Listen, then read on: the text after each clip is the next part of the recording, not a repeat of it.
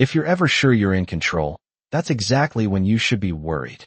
The pool gate vibrated under my palm, a sharp electric buzz cutting through the thick July heat, chlorine hanging heavy in the air like a warning nobody else could smell yet. And right in front of me stood Brenda Whitmore in oversized sunglasses and a crisp white cover-up, already smiling like she'd decided how this story was going to end before it even started. Her gold key card dangling from her wrist and catching the sunlight like it meant something, like it gave her permission to do whatever she wanted in a place she treated like her private resort. And behind her, 3 guests shifted impatiently on the hot concrete, flip-flops slapping, voices low but entitled, like they were used to doors opening the second she showed up. But I didn't move, not an inch. Not even when she tilted her head and gave me that look people use when they think you're beneath them, because I'd seen that look all week, heard the same tone wrapped in different words, and I already knew exactly how this moment would play out. I just needed her to step into it on her own, so I kept my hand on the gate and said no. Calm, flat, final. And for half a second there was silence except for the distant splash of kids in the shallow end and the low hum of the filtration system. And then Brenda laughed. Not because anything was funny, but because she thought she could laugh me out of my own authority. And she said, "You don't get to tell me no." Like it was a rule she'd been living by for years, like the world had been bending just enough every time she pushed it. And I could feel eyes starting to turn toward us, residents settling into lounge chairs, but watching, phones slowly lifting. Because conflict in a place like this spreads fast, especially when it involves someone like her. And she stepped closer. Close enough that I could see the faint reflection of the water ripple across her sunglasses. And she lifted that gold keycard just enough to make sure I saw it. Like it was proof, like it overrode everything else. But what she didn't know, what she couldn't know yet, was that I'd already seen that card in a completely different context,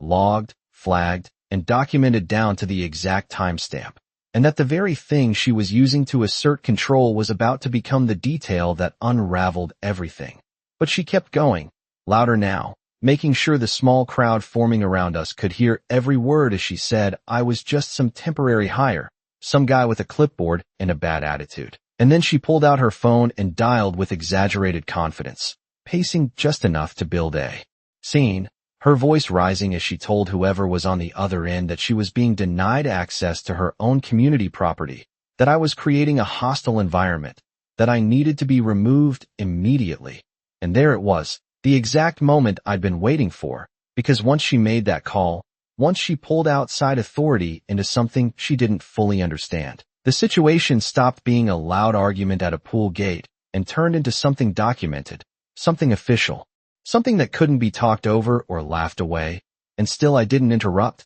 didn't argue, didn't defend myself, because I didn't need to. Not yet. I just stood there with the sun pressing down on my shoulders, the faint smell of sunscreen and chlorine mixing in the air, and listened to her build her own version of the story out loud, stacking it higher and higher, confident it wouldn't collapse, while in my bag, right by my feet, the case I'd carried all week sat zipped and silent, holding every piece she was missing, every record, every clip, every line she'd crossed. And as the distant sound of sirens began to thread its way closer, barely audible at first, but unmistakable if you knew what to listen for, Brenda ended her call with a satisfied little smile and looked at me like she'd already won, like the next 5 minutes would belong entirely to her. And I almost felt sorry for how certain she was, because what she didn't know was that this wasn't the moment she was taking control. This was the moment everything she'd been doing all week was about to catch up to her all at once,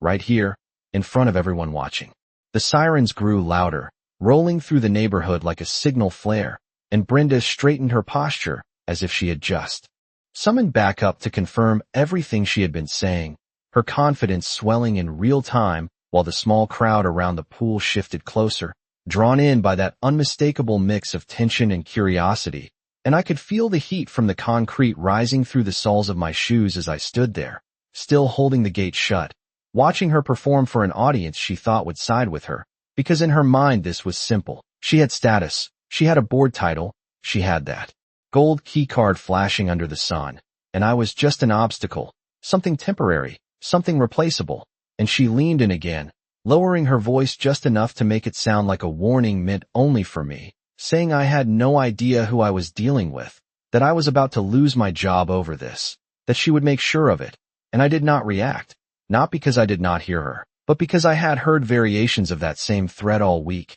each time a little louder, a little more certain, each time attached to another violation she thought nobody was tracking. And behind her one of the guests laughed nervously, glancing between us and the gate like they were not entirely sure they should still be standing there. But Brenda waved them off with a quick flick of her hand, like this was already handled, like the outcome was guaranteed. And then the patrol car turned the corner, slow and deliberate, sunlight bouncing off the windshield as it rolled up to the curb, and everything shifted just slightly. Conversations dropped to whispers, phones tilted higher, and Brenda's smile sharpened into something almost triumphant as the officers stepped out, adjusting their belts, scanning the scene, and before they could even ask a question, she moved toward them, already talking, already framing the situation in her favor. Her voice smooth and practiced as she explained that she was a board member being denied access to her own community pool by an employee who was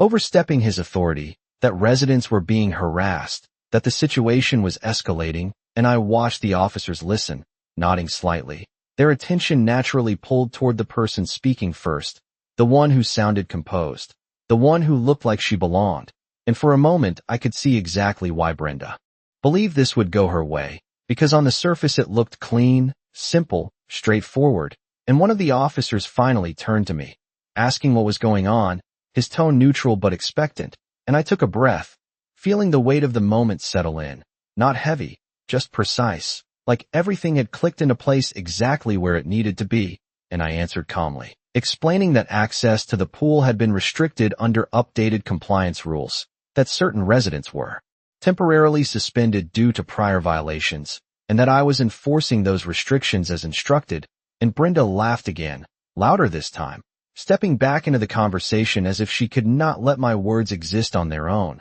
calling it ridiculous, saying none of that was real, that I was making things up, that I was just a temporary hire trying to play authority, and she lifted her wrist again, showing the gold key card to the officers like it was the final piece of proof, saying that this alone gave her full access, that I had no right to override it. And I noticed the brief glance the officers exchanged, not a conclusion, just a flicker of uncertainty, because now there were two versions of the same moment sitting side by side, and that was exactly where I needed it to be, not resolved, not yet, just balanced, waiting, and the air felt tighter somehow, like even the breeze off the water had slowed, and I could hear the faint mechanical hum of the gate lock under my hand, steady and consistent. A small reminder that control was not about who spoke the loudest, it was about who had the facts when it mattered, and I looked at Brenda one more time, really looked, at the confidence in her posture, the certainty in her expression, the way she kept shifting her weight like she was already preparing to walk past me once the officers told me to step aside. And I realized she had not considered a single other outcome,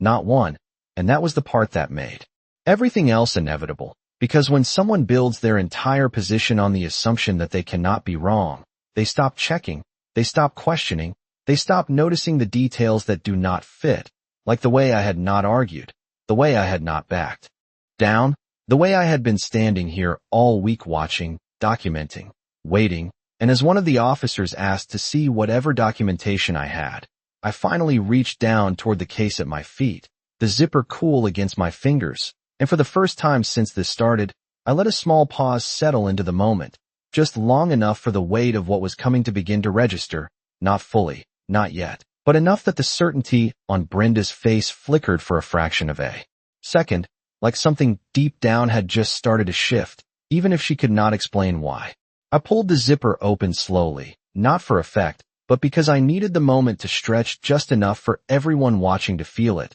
that subtle shift from noise to attention, from assumption to uncertainty, and the case opened with a soft, controlled sound that seemed louder than it should have in the heat and stillness around us. And inside, everything was exactly where I had placed it that morning, dry, organized, precise. Each document sealed in clear sleeves, each device fully charged. Every piece ready to speak for itself without me needing to raise my voice even once. And I reached in and took out the first folder, handing it to the officer closest to me. Watching his eyes drop to the page as he began to read, his expression staying neutral at first, professional, but I could see the small changes, the slight tightening around his eyes as the details started to register, and Brenda leaned in immediately, trying to interrupt, her voice cutting in again, saying it was irrelevant, saying I was presenting fake paperwork, saying this was harassment, but the officer lifted his hand just enough to pause her without looking up,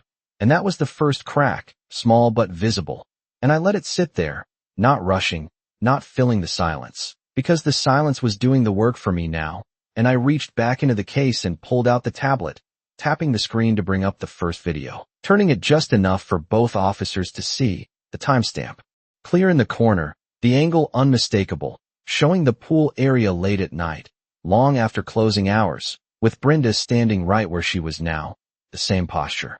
The same confidence, except this time the gate was open and a group of people were walking in behind her, none of them residents, none of them registered, and I watched the second officer step closer, his focus shifting completely as he followed the footage, and Brenda's voice came back sharper now. Faster, trying to explain, trying to reframe it, saying it was a private gathering, that she had permission, that it was not a violation, but I tapped once more and switched to the next clip, the one that mattered more, the one that showed the exact moment the gold keycard on her wrist had been used to override the gate, the log appearing beside the video in real time, matching the entry down to the second, and I did not need to say anything, because the connection was obvious. The same card she had just held up as proof of authority was now linked directly to unauthorized access, and the officer holding the folder flipped to the next page, scanning the printed log, then glanced at her wrist, then back at the page, and that was the moment her posture changed, just slightly, just enough that you could tell something inside her had shifted, not fully understanding yet, but no longer completely certain, and I could feel the attention of the entire pool area narrowing in, conversations gone, phones steady, every eye moving between us, and I reached into the case one more time, pulling out the sealed envelope, thicker than the rest, placing it in the officer's hand without a word. And he opened it carefully, sliding out the letter inside, the official header visible immediately, the language clear, direct, not something that could be dismissed as opinion or misunderstanding. And as he read, I finally spoke again, my voice even, measured, explaining that access to the pool had been restricted under updated compliance enforcement due to repeated violations tied to insurance liability, that specific individuals had been temporarily suspended pending review, and that I had been assigned to enforce those restrictions with full authorization from both the management company and the legal compliance team. And I watched as the officer's eyes moved back to me, not with doubt this time, but with recognition, the kind that comes when a situation stops being unclear and starts fitting together piece by piece, and beside him the second officer straightened slightly, his attention no longer divided, no longer weighing two sides equally, and Brenda tried again, her voice higher now, pushing harder, saying this was a misunderstanding, that she was a board member, that she had rights, that this could not be happening, but the words did not land the same way anymore, not with the documents in front of them, not with the footage still paused on the screen, not with the log matching every second of what had just been shown, and I closed the case gently, the sound soft but final, and for the first time since she had arrived, Brenda was not leading the moment anymore. She was reacting to it, trying to catch up to something that had already moved past her, and the air around us felt different now, heavier in a different way, not tense but settled,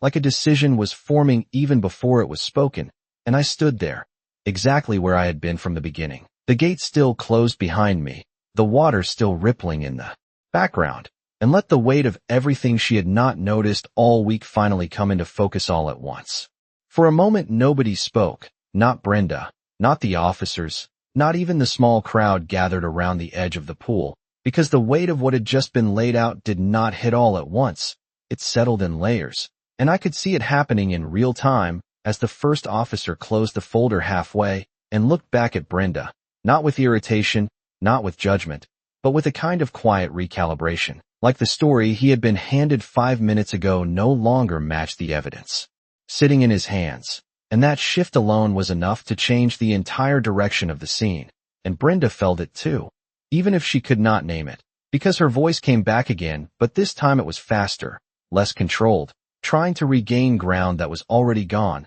saying there had to be a mistake, that she had authority as a board member, that she could override any temporary restriction. And she gestured again toward the pool behind me like proximity alone proved ownership. But the second officer stepped slightly to the side, positioning himself so he could see both her and the tablet screen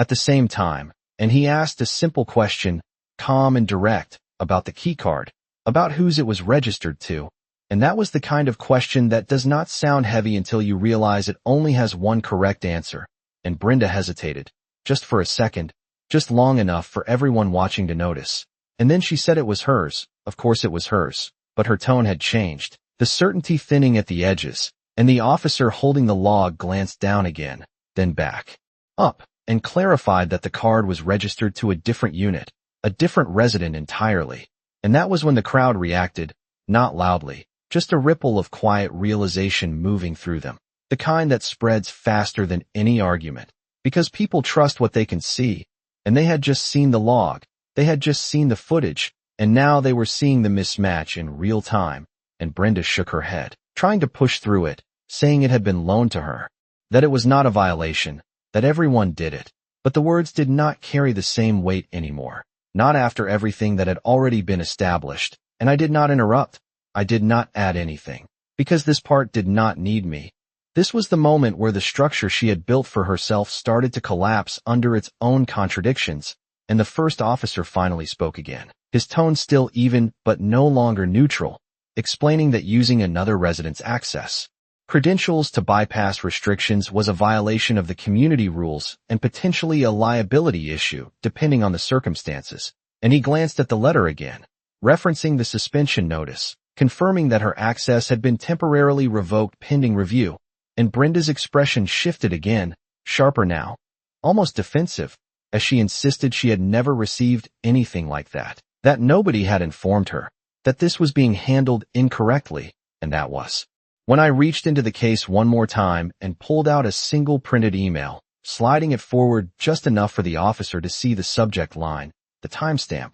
the confirmation receipt, and her name clearly listed as the recipient, and the officer read it quickly, then looked back at her, and asked if that was her email address. And this time the hesitation lasted longer, long enough that the silence around us felt different, heavier, like everyone understood that whatever answer came next would not change what had already been shown. And she said yes, but followed it immediately with an explanation, something about not checking messages, about being busy, about the board handling things internally. And the officer nodded slightly, not agreeing, just acknowledging. And then he closed the folder completely, holding it at his side now instead of in front of him. And that small movement carried more weight than anything said so far, because it signaled that the evaluation phase was over, that the situation had moved from unclear to defined, and I could feel the shift settle across the entire space, the kind that does not need to be announced. And the second officer looked toward the gate, then back at me, and asked if the restriction was still active, and I answered that it was, that until the review was completed and the violations addressed, access remained suspended. And he nodded once, then turned back to Brenda, explaining it plainly, without raising his voice, without adding anything unnecessary, that she would not be entering the pool area today, that the restriction was valid, and that any further attempts to bypass it could create additional issues for her. And for the first time since she had walked up to that gate, Brenda did not have an immediate response. Her mouth opened slightly like she was about to speak, but nothing came out right away. And in that pause, with the water still moving behind me and the sun still reflecting off the surface, the reality of the situation finally caught up to her, not all at once, but enough that the confidence she had been carrying from the beginning no longer had anywhere to stand. Brenda's silence did not last long, but when it broke it sounded different, thinner, like the confidence she had been holding on to was slipping through her fingers in real time. And she stepped forward again, not toward me this time, but toward the officers, trying to pull the situation back into something she could still control, saying this was being blown out of proportion, that it was just a misunderstanding about access, that she had every right to be there. And she pointed toward the pool. Again, like the water itself would back her up, like years of walking in without question could override everything that had just been laid out in front of her. But the first officer did not shift, did not mirror her urgency. He just listened, his expression steady, and when she finished he asked another simple question, one that sounded almost routine, about the gathering from the footage, about the number of non-residents present that night. And that was when her words started to overlap. Explanations, stacking on top of each other, changing slightly with each sentence. Because now she was no longer responding to a single issue, she was trying to cover multiple points at once, and every attempt made it clearer that the situation was not as simple as she had claimed, and I could feel the attention around us tightening again, not in suspense this time, but in recognition. Like everyone watching was starting to connect the same dots the officers already had, and one of the residents near the lounge chair shifted, then spoke up, hesitant at first but steady enough to be heard, mentioning that night, mentioning the noise, the number of people, the fact that it had gone on well past closing hours, and Brenda turned sharply at that, her focus snapping away from the officers for just a second as she tried to shut that down, saying it was irrelevant, that it had nothing to do with today. But the moment had already moved past her, because now it was not just documents and footage, it was voices, it was witnesses, it was the kind of confirmation that does not come from a screen but from people who had been there, and the second officer acknowledged the resident with a nod, not inviting more, just registering it, adding it to everything else that had already been established, and Brenda's posture shifted again, the space she had been taking up now shrinking slightly, her shoulders tightening, her movements sharper, less fluid, like she was trying to hold on to control that was no longer there, and I stayed exactly where I was, the gate still closed behind me, the lock still humming softly under my hand, because this part was never about overpowering her. It was about letting the truth reach a point where it did not need help, and the first officer finally spoke again, his tone still calm, but now carrying a clarity that had not been there before, explaining that based on the documentation, the footage, and the statements, the restriction on her access was valid and enforceable, and that her use of another resident's keycard and the unauthorized gathering could lead to further review by the appropriate parties. And he paused just long enough for that to settle before adding that her call reporting harassment did not align with what they were observing on site, and that detail landed differently than anything else, because it reframed the entire reason they were there in the first place, and Brenda heard it. You could see it in the way her expression tightened, the way her eyes shifted briefly toward the people watching, like she was suddenly aware of how this looked from the outside, not just as a disagreement, but as something she had misrepresented, and she tried one more time, softer now, saying she had felt threatened, that she had been denied access, unfairly, that she had reacted in the moment, but the words no longer carried the same weight, not after everything that had already been shown, and the second officer gave a small nod, not dismissive, just final, like the situation had reached its conclusion, and he gestured slightly toward the walkway, indicating that it was time to step back from the gate, and Brenda hesitated again, just for a second, her eyes flicking toward the pool one more time, toward the water she had expected to walk into without resistance, and then she stepped back, not because she agreed, but because there was no longer a path forward, and as she moved, the gold keycard on her wrist caught the light again. But this time it did not look like authority, it looked like evidence, and I could feel the entire space settle into a new normal, the tension dissolving into something quieter, something resolved, and I remained where I was, the gate still secure, the process still intact, knowing that everything that had happened up to this point was not the end, just the moment where control had shifted completely, and there was nothing left for her to argue against except the reality she had helped create. The moment Brenda stepped back from the gate, the space around us did not erupt or shift dramatically. It settled, and that quiet was heavier than anything she had said all afternoon, because it meant the decision had already been made without needing to be announced again, and I could see it in the way the officers relaxed just slightly, not disengaging but no longer evaluating, like the situation had moved from active conflict into documentation, and that was where things actually mattered, not in the loud moments, but in what followed them. And the first officer took a small step to the side, pulling out his notepad, asking a few final questions in a tone that was almost procedural, confirming names, confirming the time of the call, confirming what had been reported versus what they had observed, and Brenda answered. But her voice no longer carried that same forward momentum. It paused, it adjusted, It searched for footing that was not there anymore, and every answer felt like it was being measured against something she could not see, something already written down, already saved, already logged, and that realization lingered in the air even if she did not say it out loud. And I remained still, not inserting myself, because this part was not about me proving anything further. It was about the record being completed exactly as it had unfolded. And the second officer glanced once more at the tablet screen, then at the gate, then back at Brenda's wrist, and with a calm, almost routine motion, he asked her to remove the keycard, not as a demand, not as a confrontation, just as a step, and she hesitated again. That same fraction of a second that had been repeating throughout the last few minutes, like each request was pulling her further away from the version of control she had walked in with. And then she slid it off slowly, the gold catching the light one last time before it left her wrist, and when she handed it over, it did not look like authority anymore. It looked like something that belonged to the process now, something that would be examined, logged, and returned only if it was cleared. And the officer turned it over in his hand briefly, comparing it to the information in the log, then placed it carefully into a small evidence sleeve, sealing it with a simple press that made a soft click, and that sound, quiet as it was, seemed to echo more than anything else. Because it marked the exact point where this stopped being a dispute and became a documented incident, and Brenda watched it happen, her eyes fixed on that small motion, and for the first time there was no immediate reaction, no argument, no attempt to redirect,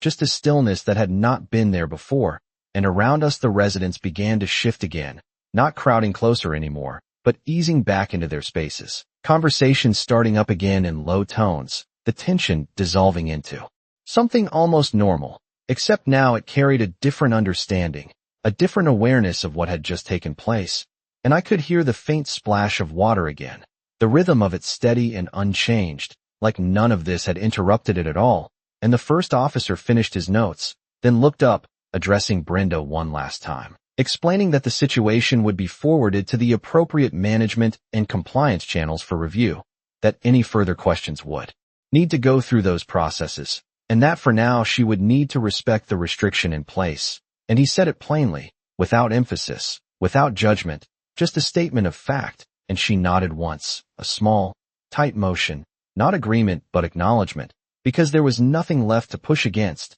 and the officers turned slightly, their attention shifting away from the center of the scene, signaling that their role here was complete. And as they walked back toward their car, the sound of their footsteps faded into the background noise of the afternoon, leaving behind a space that felt completely different from the one they had arrived in. And I stood there for another second, just long enough to feel that shift settle fully. Then I reached for the gate, checking the lock, making sure it was secure, the same motion I had made at the very beginning, except now it carried a different weight, not resistance, not tension, just confirmation. And when I looked up again, Brenda was still there on the other side, no longer trying to move forward, no longer speaking, just standing in the sunlight with everything she had brought into this moment now reduced to something she would have to answer for later. And I realized that what she had been waiting for when she made that call had arrived, just not in the way she expected, and not on her side. The pool did not rush back to normal all at once. It eased into it, like everyone needed a second to recalibrate what they had just watched, and I could feel that shift in the way conversations restarted in fragments, quieter than before, more measured, like people were choosing their words more carefully now, and a few residents gave me a quick nod as they passed, not dramatic, not exaggerated, just a small acknowledgement that something had been handled the way it should have been, and I stayed by the gate. Not out of necessity anymore, but out of habit, because this spot had been the center of everything for the past week. Every conversation, every violation, every moment Brenda had walked through like the rules did not apply to her. And now she stood on the other side of it, not moving, not speaking, just watching the water ripple under the afternoon sun. And there was something different in that stillness. Not anger, not even frustration exactly, but the kind of quiet that comes when the outcome you expected never arrives. And you were left standing in the space where it was supposed to happen, trying to understand why, and I could see her replaying it, the call, the officers, the documents, the way the room had shifted away from her piece by piece until there was nothing left to hold on to. And for the first time since I had met her, she was not directing the moment, she was inside it. And that was the part she had not prepared for, because everything about the way she had approached this assumed that control was something you could assert loudly enough until it became real. But control does not work like that. Not when there is a record, not when there is process, not when every step has already been documented before you even arrive. And I thought about the first time I had seen her earlier that week, the way she had walked through the gate without even looking at it, like it was a formality, like it existed for other people, and how she had laughed. When I mentioned the updated access rules, brushing it off as temporary, as something that would not apply to her, and I had not corrected her then, not fully, because I needed her to keep moving. Exactly the way she had been. Needed her to treat every rule like a suggestion. Needed her to keep leaving a trail that connected cleanly from one point to the next, and standing there now, with the afternoon settling around us. I could see how clearly it had all lined up, every moment leading to this one without needing to be forced, and Brenda finally shifted, just slightly, her weight moving from one foot to the other, her gaze breaking away from the water and landing on the gate again, on the barrier that had stopped her for the first time. And she took a small step forward, not enough to reach it, just enough to close the distance by a few inches, like she was testing something, like she was checking if it was still real, and the lock remained silent, steady, unchanged, and she stopped there, not trying again, not pushing further, just standing at that line where expectation had ended and reality had taken over. And I did not say anything, because there was nothing left to explain, nothing left to argue. The situation had already moved beyond that, and the only thing that remained was what would happen next, not here at the gate, but in the process that would follow, the review, the reports, the decisions made in rooms she could not dominate with volume or presence. And I could see that understanding starting to settle in, slow but undeniable, as she looked down briefly, then back up, her expression no longer searching for a way through, just acknowledging that there was not one. And around us the pool continued like it always had, water moving, sunlight reflecting, voices rising and falling in the background. But there was a difference now, subtle but clear, like the space itself had reset, like the boundaries that had been ignored were visible again, and I rested my hand lightly against the gate one more time, feeling the solid resistance of it, not as a barrier, but as a confirmation that everything was exactly where it needed to be, and for the first time since she had arrived. Brenda turned away without saying another word, stepping back from the line she could not cross, leaving behind the place she had assumed would always open for her. And in that quiet movement, without any announcement, without any final exchange, the last piece of control she thought she had slipped away completely, not taken, not forced, just gone because it had never actually been hers to begin with. By the time the sun dipped just enough to soften the glare off the water, the moment itself had already passed, but what followed was where everything actually took shape. Because situations like this do not end at the gate. They move into rooms where voices do not matter and presence does not carry weight. And that was where Brenda's actions were heading next, whether she realized it or not. And I could feel that transition starting even before I left the pool area, the way a few residents approached quietly, not to ask what happened but to confirm what they had seen. Their questions careful, specific, focused on the details that mattered now, the restrictions, the violations, the process moving forward, and I answered simply, sticking to what was already documented, because once something enters compliance review, clarity matters more than opinion. And as the afternoon stretched on, the energy of the space fully reset, kids back in the water, chairs shifting, conversations returning to normal. But under it all there was a new awareness, a kind of recalibration that did not need to be spoken out loud. And when I finally stepped away from the gate, carrying the case with me, it felt lighter, not because anything had been removed from it, but because everything inside had already done its job. And later that evening, in a quiet office that smelled faintly of paper and air conditioning, the next phase began exactly the way it always does, structured, methodical, detached from the noise of the day. And I laid everything out again. The footage, the logs, the statements, the timeline connecting each piece into something that did not rely on interpretation. Only sequence, only fact, and one by one the details aligned in a way that left very little room for dispute. The unauthorized access, the misuse of another resident's credentials, the gathering that exceeded occupancy limits, the prior warnings that had been acknowledged but not followed,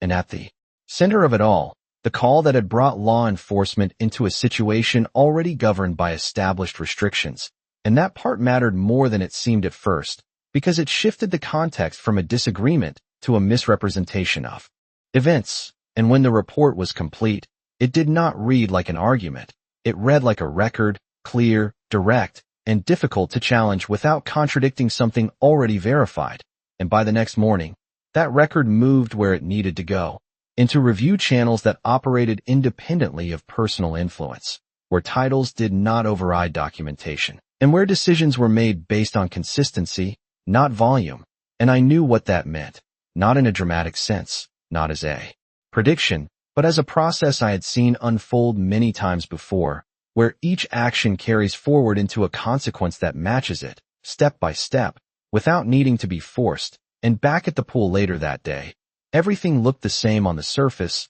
the water still clear, the gate still secure, the system still running exactly as it should, but there was one difference that stood out immediately, not loud, not obvious, just present, and that was the absence of the one person who had treated all of it like it did not apply, and I did not need to ask why, because the answer was already in motion, already being handled in a space where outcomes are not decided in the moment, but built from everything that leads up to it. And as I took my position near the gate again, checking the lock, scanning the area the way I always did, I realized that what had happened the day before was not just a single confrontation. It was the point where a pattern met a boundary that would not move. And the result of that was not immediate or loud. It was steady, unfolding exactly the way it was designed to. And somewhere beyond the pool, beyond the visible part of the community, that process was continuing, shaping what would come next without needing anyone to witness it directly. And standing there, with the sun climbing back into the sky and the sound of water carrying across the concrete, I understood that the moment Brenda had been waiting for when she made that call had not ended. When the officers left, it had only just begun, and everything after that was no longer about what she could say or do. It was about what had already been set in motion and where it would lead next. 3 days later, the heat felt the same. The chlorine still hung in the air. The water still moved in slow, steady ripples under the afternoon sun. But the difference was not in what you could see. It was in what was no longer there. And I noticed it the moment I walked up to the gate. The absence of tension, the absence of that unspoken expectation that someone would push past the rules just to prove they could. And I went through the same routine as always, checking the lock, scanning the deck, listening to the rhythm of the place settling into itself. And it felt balanced in a way it had not all week, like everything had returned to the structure it was supposed to follow. And around noon, a familiar figure appeared at the far end of the walkway, not with the same energy as before, not with the same certainty, but slower, more deliberate. And when Brenda came into full view, there was no entourage, no raised voice, no performance, just her, walking alone toward a space that had not changed but no longer responded to her the way it once had. And I watched without moving, not out of defiance, just out of routine, because my role had not changed, the process had not changed, only the outcome had. And when she reached the gate, she stopped a few feet short, not right up against it like before, just close enough to see clearly through the bars, her eyes moving across the pool, the chairs, the residents who were now going about their day without reacting to her presence. And for a moment it looked like she might speak, like she might try to re-enter the version of control she had carried before. But instead she exhaled slowly, almost quietly, and said my name without the sharp edge it used to carry,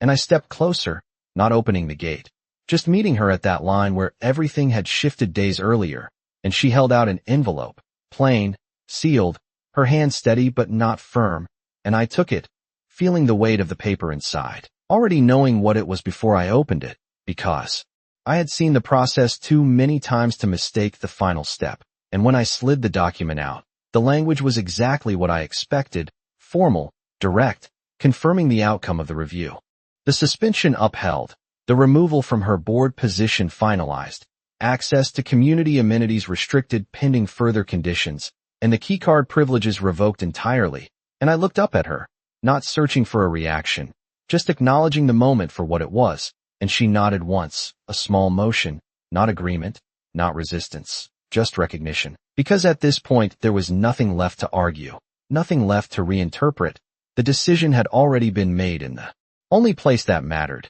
and she glanced past me toward the water one more time, not with frustration, but with something quieter, something closer to understanding. And she said she had not realized how far things had gone until she saw it written out like that, how every small choice had added up into something she could not step back from. And I did not respond right away, not because I did not have anything to say, but because this was not a moment that needed correction or explanation. It had already delivered everything it was meant to, and after a second I simply told her that the process works the same for everyone, that it does not move faster or slower based on who you are, only on what is documented. And she gave a faint, almost tired smile at that, like it was a truth she wished she had understood earlier, and then she stepped back, not lingering this time, not testing the boundary, just accepting it. And as she turned and walked away, there was no dramatic ending, no final confrontation, just the quiet completion of something that had been set in motion long before that first call was ever made.